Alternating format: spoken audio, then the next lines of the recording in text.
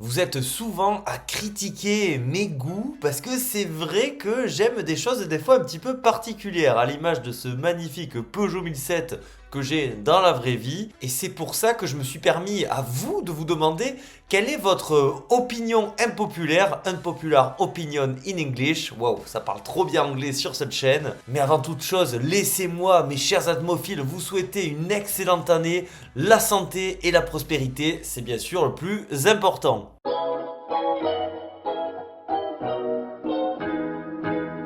Vous avez été très nombreux à m'écrire. C'est fou, hein, comme quoi je pensais être un petit peu seul. Finalement, il y a beaucoup de gens qui ont des avis impopulaires dans le milieu automobile.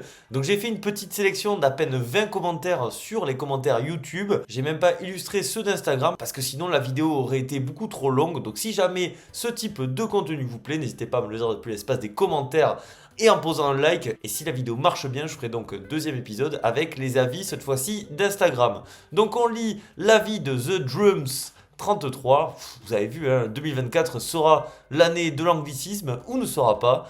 J'adore le design de la Lancia Delta dernière en date. En vrai, j'aime beaucoup de design Lancia des années 2000 jusqu'au dernier avant la rumeur de faillite. Alors, cette dernière Lancia, écoute, moi je suis assez d'accord avec toi. C'est une voiture qui a vraiment une sacrée prestance. On se rappelle beaucoup de l'Alfa Giulietta qui a eu à peu près la même période, mais c'est vrai que cette Lancia Delta, elle était hyper sympa, au même titre d'ailleurs que la Fiat Bravo de la même époque qui était aussi hyper cool. C'est pas la première fois que je vois des gens qui m'en parlent en bien de ce véhicule et même des propriétaires. D'ailleurs, un essai de la Delta, ça serait hyper chouette. Avis de Yoshi 4777. Et toi, je te connais parce qu'on a déjà fait quelques petits essais ensemble. La Renault 14 et la merveilleuse Fiat Cinquecento Sporting. Incroyable cette voiture.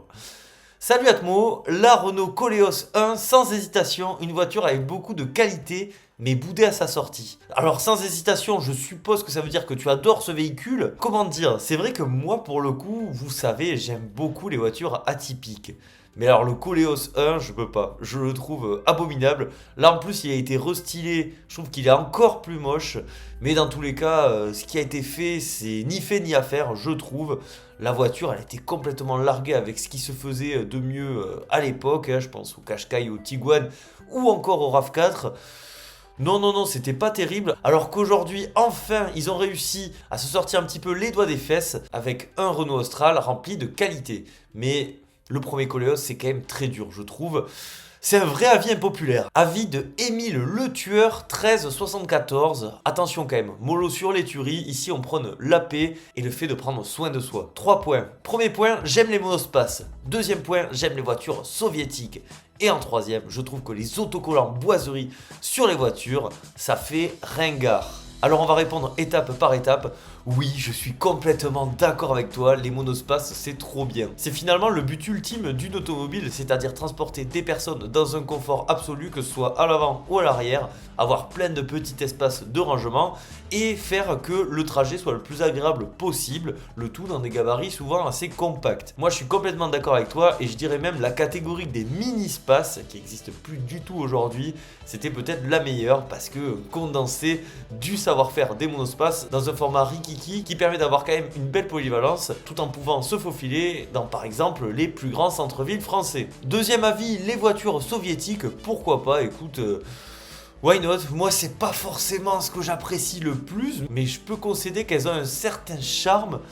Après, moi, c'est pas forcément ma cam. Et enfin, les autocollants boiseries. Bon, là, je vais m'attirer des soucis, donc on va rester mollo sur les propos. Je pense qu'en disant ça, déjà, vous aurez compris mon avis là-dessus. Autant le vidéaste, j'ai l'impression quand même qu'il est très malin et pertinent dans ce qu'il fait.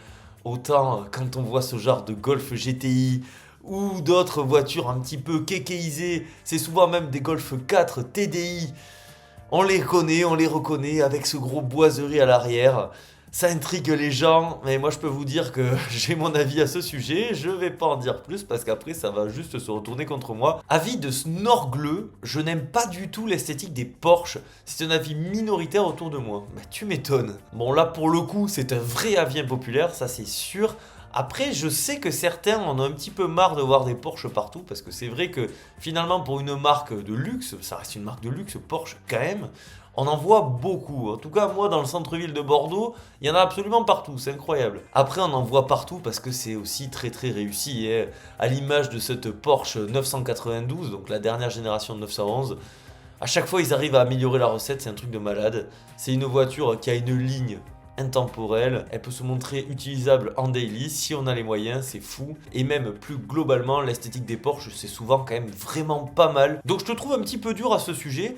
Après, je peux comprendre l'avis. Par exemple, lorsqu'on va dans des rassos, le nombre de Porsche 911 qu'on voit, c'est un truc de fou quoi. C'est vraiment la Golf, mais au niveau des sportives. Avis de Yandel 7092, la C3 1 phase 2, c'est précis, après 2005, est une meilleure citadine que la 206-207 Clio 2 Punto en comportement routier, confort, coût de réparation, fiabilité, facilité d'entretien, taille de coffre, l'un des plus grands, bien évidemment. Alors, vous l'avez devant vos yeux ébahis, la meilleure citadine de tous les temps.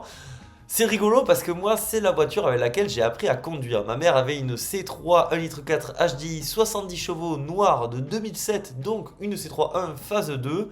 C'était une très bonne voiture que j'ai vraiment appréciée. Après, clairement, déjà, il y avait un roulis de dingue à conduire. C'était pas non plus très folichon, très confortable, ça c'est sûr. Le coffre très grand.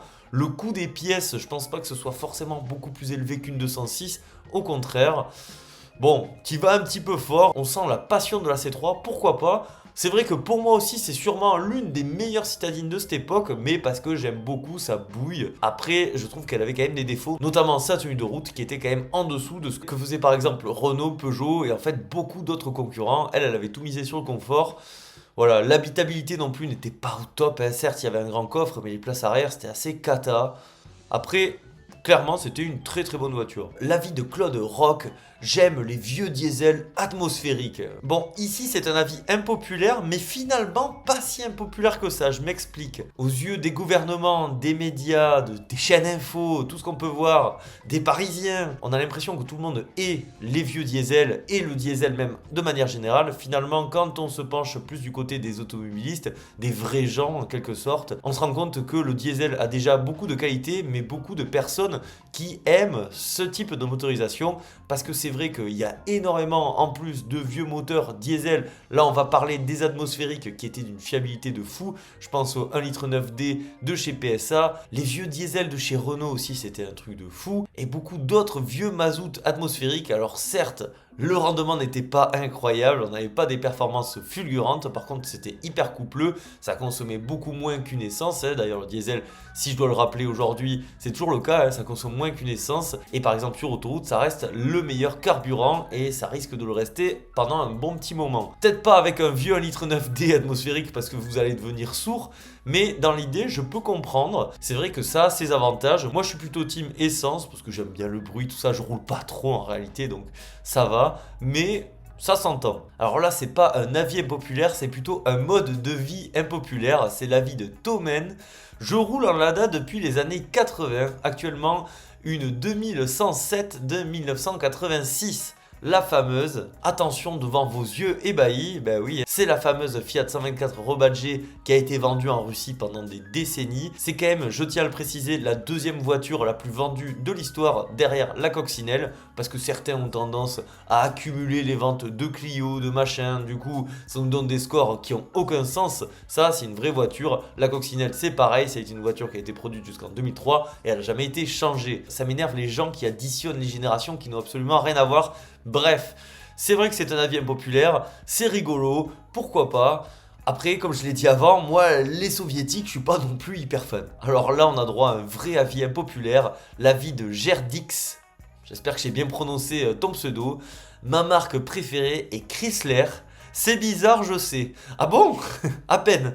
C'est, oui, très bizarre. Alors que tu aies un affect pour la marque, pourquoi pas, hein. Tu sais, les goûts et les couleurs, moi, c'est pas une marque qui me déplaît en soi. Après, c'est pas une marque qui me plaît non plus. Mais de là à ce que ce soit ta marque favorite, quand on connaît quand même l'éventail de constructeurs qui nous proposent des voitures de dingue, je trouve ça assez osé, mais pourquoi pas.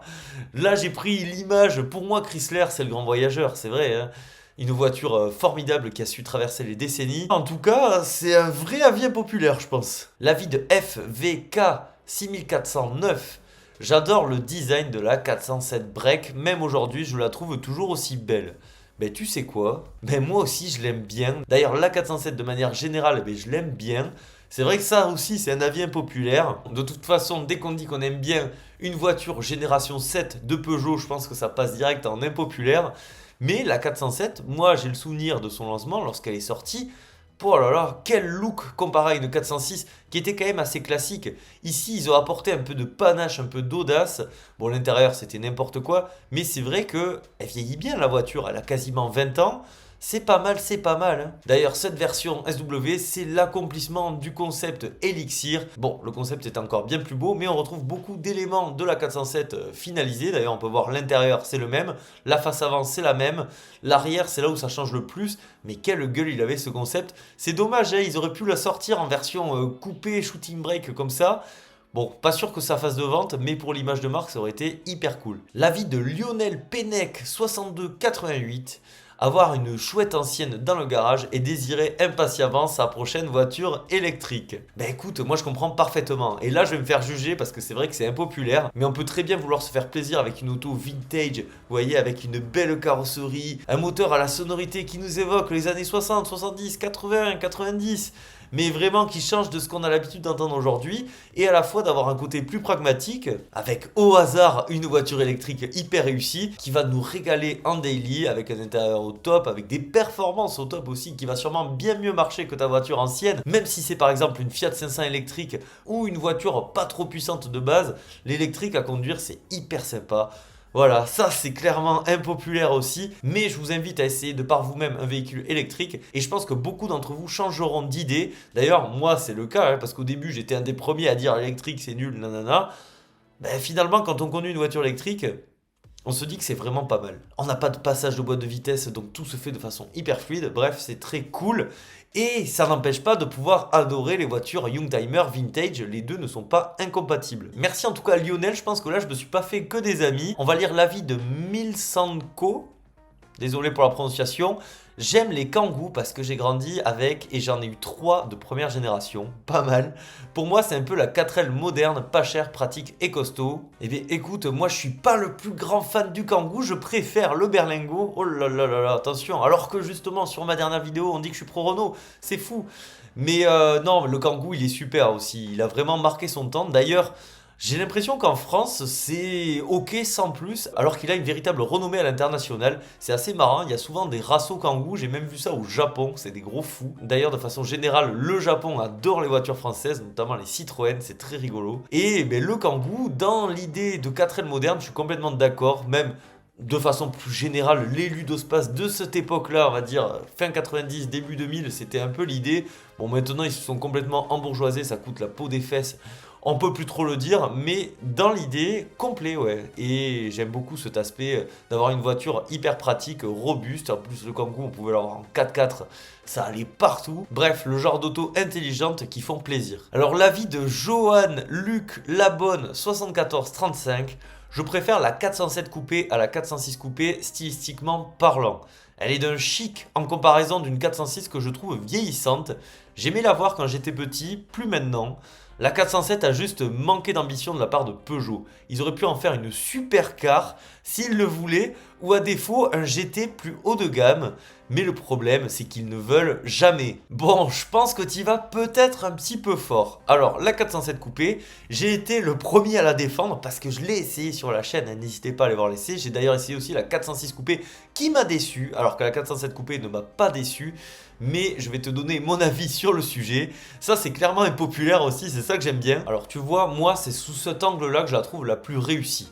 Le 3 quarts arrière, là, il y a vraiment quelque chose de sympa. Après, c'est sûr que la 407 coupé n'a pas la finesse de la 406 coupé qui a été designée par Pininfarina, qui a des airs de petite Ferrari française.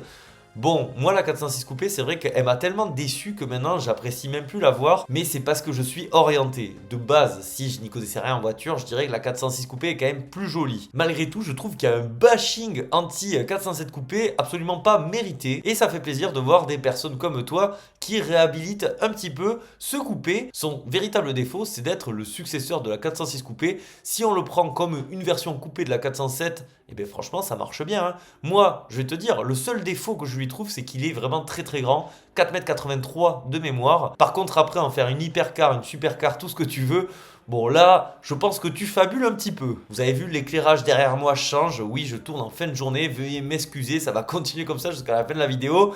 J'espère que ça vous dérange pas trop. On va lire l'avis de Braque C644. Les cabriolets à toit rigide, c'est hyper pratique. Le coffre est immense, toit fermé et toit ouvert, on charge comme un pick-up. J'ai une 207cc depuis 10 ans en daily et le 1,6 litre VTI est fiable. Ok. 220 000 km sans changer autre chose que les pièces d'usure, chaîne d'origine. Waouh, alors ça quand même, ça c'est une performance. Bon, Braque, déjà je pense que tu pourrais passer au journal, voire à la télévision pour dire que tu as fait plus de 200 000 km avec un moteur VTI sans avoir de véritables soucis. Les VTI, les THP, les PureTech, ce n'est pas fiable. Ça, je pense que c'est l'avis le plus impopulaire de toute la vidéo. Là, tu y allais fort, hein, parce que dire qu'un VTI 120 chevaux est fiable, pour avoir eu ce moteur justement sous le capot de ma Mini et d'avoir eu un proche qui a eu le même moteur, à chaque fois, ça s'est très très mal passé. En tout cas, écoute, ça fait plaisir de voir que certaines fois, ça peut bien se goupiller.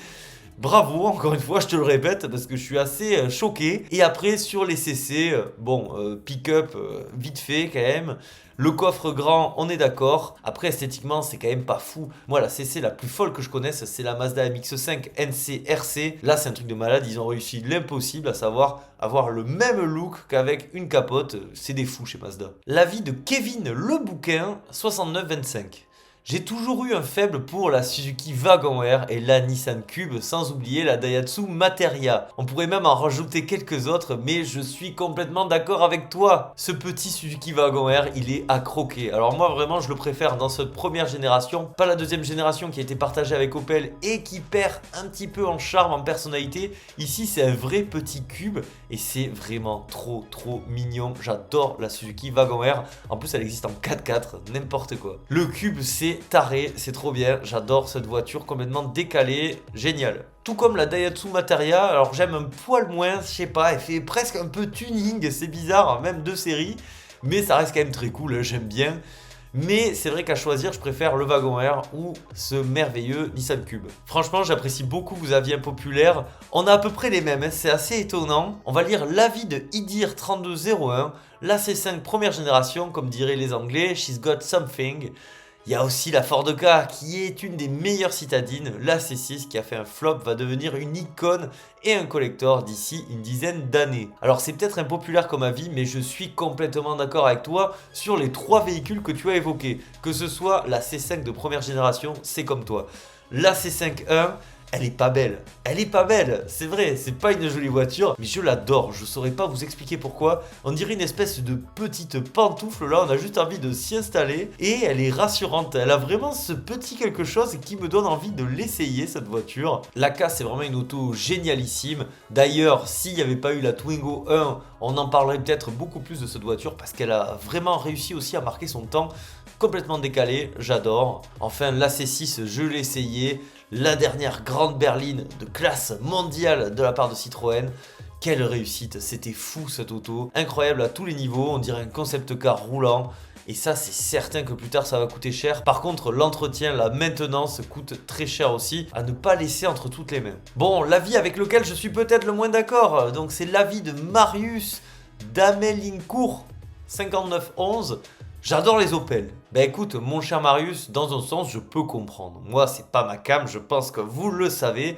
Malgré tout, je trouve que les Opel récentes, elles sont hyper sympas. Depuis qu'elles sont passées chez Peugeot, autant je critique pas mal le groupe parce que je trouve que les marques perdent en identité, mais c'est vrai qu'Opel, ce qu'ils font dessus, c'est vraiment sympa. Que ce soit cette nouvelle calandre, la Visor, qui en fait beaucoup moins que la 308, mais malgré tout, a vraiment du style, elle a du panache cette voiture. Moi j'apprécie, hein, même si j'achèterai pas. Hein. En tout cas, c'est plus réussi que certaines horreurs qui nous ont sorti ces dernières années. Là, je parle de la Corsa de la fin des années 2000. Celle-ci, c'était une catastrophe. Tout le temps dernière sur quasiment tous les aspects.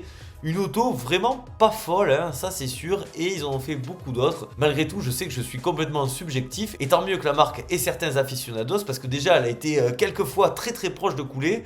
Au moins ça lui permet d'envisager l'avenir, peut-être sereinement. Il nous reste encore quelques petits avis, donc on va lire l'avis de Alessefel, 5641. Désolé si j'ai écorché ton blaze, hein, désolé. Les Mercedes sont devenus l'équivalent des survêtes Lacoste pour l'automobile. Bon, on peut dire oui, hein. En fait, c'est souvent le cas quand une marque est hyper à la mode. En ce moment, c'est Mercedes qui a pas mal le vent en poupe. Ça a été le cas de BM à une époque, mais également Audi assez récemment. On voyait beaucoup de RS3. Maintenant, c'est plutôt des classes AMG. Mais oui, c'est très Kekos. Ah, un avis que j'aime beaucoup, celui de Mehdi 5927. 150 chevaux, c'est bien suffisant pour se faire plaisir.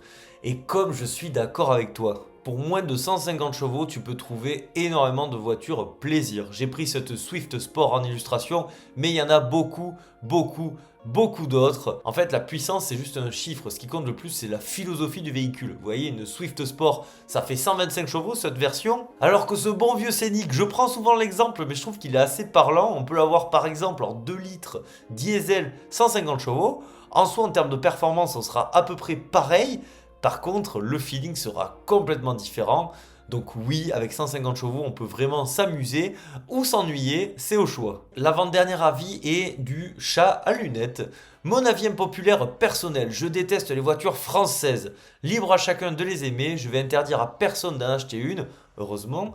Je reconnais aussi les bons modèles qui ont fait l'histoire de l'automobile française, mais c'est juste que vous me verrez jamais possesseur d'une française. Ça va pour dépanner en location ou en remplacement par exemple, mais ça va pas plus loin pour ma part. C'est dommage que tu donnes pas plus d'arguments, parce qu'à part le fait de dire que tu n'aimes pas, tu nous expliques pas concrètement pourquoi tu n'aimes pas. Et c'est dommage parce que les voitures françaises, ça c'est typiquement français de critiquer la France, toujours, hein. Et là on parle d'automobile, mais c'est un peu dans tout. Et c'est dommage parce que les voitures françaises, alors c'est sûr, il y a toujours mieux, hein, de toute façon, ça c'est sûr, mais globalement, on a quand même 3 constructeurs très forts qui ont une histoire de fou furieux. Et je vais juste te montrer 3 modèles. Je sais que tu dis que tu reconnais l'histoire des voitures françaises, tout ça, mais quand même quoi, une Citroën SM, c'est un truc de fou furieux, de malade mental. Quelle voiture incroyable, sûrement mon plus grand coup de cœur de l'année dernière. Chez Peugeot, comment ne pas parler de la 504 coupée, elle est fabuleuse, sublime. Cette voiture, elle est intemporelle, tout simplement. Et même, tu vois, par exemple, chez Renault, ils nous ont sorti aussi des grosses dingueries. Ça, franchement, si un jour tu as la chance de monter dans ce véhicule, je suis pas sûr que tu dises que tu n'aimes pas les voitures françaises. Après, libre à chacun de penser ce qu'il veut, mais je trouve que c'est un peu radical et pas assez explicite selon moi. On finit avec l'avis de GTR Oise 33, Laguna Coupé, plus belle voiture FR récente. La Laguna Coupé, franchement elle est cool, c'est une jolie voiture. D'ailleurs le 3 quarts arrière comme ici c'est ce que je préfère, elle a des feux très fins, mais c'est un peu à l'image d'une 407. C'est-à-dire que c'est sympa, il y a la volonté. Après, bon, ça manque peut-être un petit peu de finesse de dire que c'est la plus belle voiture française de ces dernières années. Je suis pas sûr, je vais te donner 2 exemples. En premier lieu, la Peugeot 508 que je trouve fabuleuse, incroyable. Quelle belle voiture. Avant son restylage, parce que la Peugeot l'a complètement gâchée. Mais qu'est-ce qu'elle est sympa cette voiture. Elle est sortie après la Laguna. Et je dois te dire que entre les deux, je trouve qu'au niveau style, il n'y a quand même pas photo. Mais si t'étais toujours pas convaincu, là je pense que ça y est, tu l'es. L'Alpine A110, bien sûr, quelle voiture incroyable. Elle a quelques années à présent, mais ça reste toujours une masterclass. À titre personnel, je serais très déçu lorsque sa carrière sera terminée. Parce que c'est le genre d'auto qui nous font encore aimer les automobiles récentes aujourd'hui. Bon voilà mes chers atmophiles, la boucle est bouclée. On a commencé avec le 1007, on termine avec le 1007. Quelle voiture formidable, le chef-d'œuvre de Pininfarina, je dois vous le rappeler. C'était un nouveau format de tenter, j'espère que ça vous a plu. Désolé pour la luminosité qui n'a cessé d'empirer au fur et à mesure que j'enregistre. Pour être transparent avec vous, je m'enregistre juste avant Noël, après je pars dans ma famille. Donc c'est pour ça que j'ai privilégié de vous tourner la vidéo malgré cet éclairage pas hyper qualitatif. J'espère que vous m'en tiendrez pas rigueur. En tout cas, si cette vidéo vous a plu, vous pensez au like, à l'abonnement, c'est hyper important. N'hésitez pas à me dire, vous, depuis l'espace des commentaires, quel est votre avis impopulaire. Pourquoi pas faire un épisode 2 avec les commentaires qu'il y a sous cette vidéo plus Instagram, ça pourrait être sympa. J'ai ouvert un Patreon depuis pas longtemps, un immense merci à tous ceux qui me soutiennent depuis cet espace, mais également depuis l'espace souscription de YouTube. Vous êtes juste adorables, des grands malades, moi je vous le dis. Malgré tout, le plus important c'est pas ça, c'est quoi le plus important? C'est de prendre soin de soi, prenez soin de vous. C'était Atmo, je vous dis à la prochaine, bisous, ciao.